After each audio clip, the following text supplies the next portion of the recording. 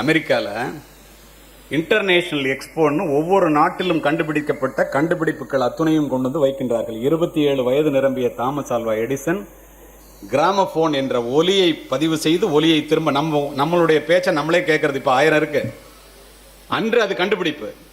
அதை கொண்டு போய் அந்த எக்ஸ்போல வைக்கிறான், காப்புரிமை பெற்றிருக்கின்றான்.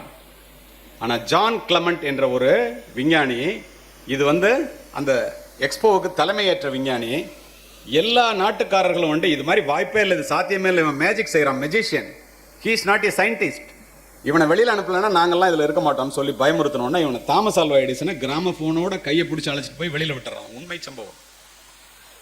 முயற்சியை கைவிடாத தாமஸ் ஆல்வா எடிசன் தன்னுடைய கண்டுபிடிப்பை கொண்டு போய் பக்கத்தில் இருந்த அரங்கத்தில் வைக்கிறான். சும்மா சாதாரணமாக இருந்த கிரவுண்டில் வைக்கிறான்.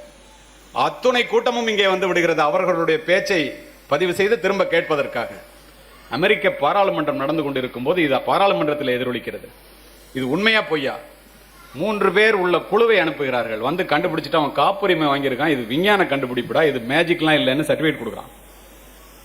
ஆடிப்போன அமெரிக்க ஜனாதிபதி குரோவர் எல்லாரையும் அழைச்சு முதல்ல போய் அவனை அழைச்சிட்டு வாங்கயா, பாராளுமன்றத்தில் வச்சு அந்த யார் அவனை வெளியில் அனுப்பிச்சானோ அந்த கிளமெண்ட்டை டிஸ்மிஸ் பண்ணிடுங்க, பாராளுமன்றத்தில் அவனை பாராட்டுவாங்க. தாயையும் பிள்ளையையும் பற்றி உங்களிடம் பேசிக் கொண்டிருக்கின்றேன். அழைச்சிட்டு பாராளுமன்றத்தில் சபாநாயகர் இருக்கைக்கு பக்கத்தில் உட்கார வச்சு இவனை புகழ்ந்துட்டு இருக்காங்க. தாமஸ் ஆல்வா எடிசன் ஒரு வார்த்தை கூட பேசாம உட்காந்துருக்காரு. சபாநாயகர் திரும்பி கேட்கிறாரு, இவ்வளவு பெரிய மரியாதை அமெரிக்க பாராளுமன்றத்தில் கொடுக்குறோம், நீங்க கவலையா உட்காந்துருக்கீங்களே ஏன்னு கேட்கிறாரு.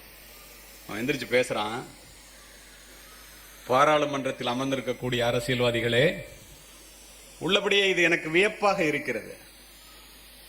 நான் கண்டுபிடிப்புகளை நிகழ்த்தினேன் உண்மைதான், அதை நீங்கள் பாராட்டுவதற்கு என்ன இருக்கிறது? நான் இந்த அமெரிக்க பள்ளியிலே படிக்கவில்லை, இந்த அமெரிக்க பள்ளிகள் என்னை உருவாக்கவில்லை, என்னை உருவாக்கியது என்னுடைய தாய் நான்சி எடிசன். என்ன ஏண்டா பாராட்டுறீங்க? வியந்து போன அமெரிக்காவினுடைய ஜனாதிபதி என்ன தாண்டா வேணும் உனக்குங்கிறான். என்னுடைய தாய் இங்கிலாந்து நாட்டிலே பிறந்தவள், இங்கிலாந்து பாராளுமன்றம் என்னுடைய தாயை பாராட்ட வேண்டுமே ஒழிய என்னை இல்லைங்கிறான். நினைச்சு என்ன தெரியுமா?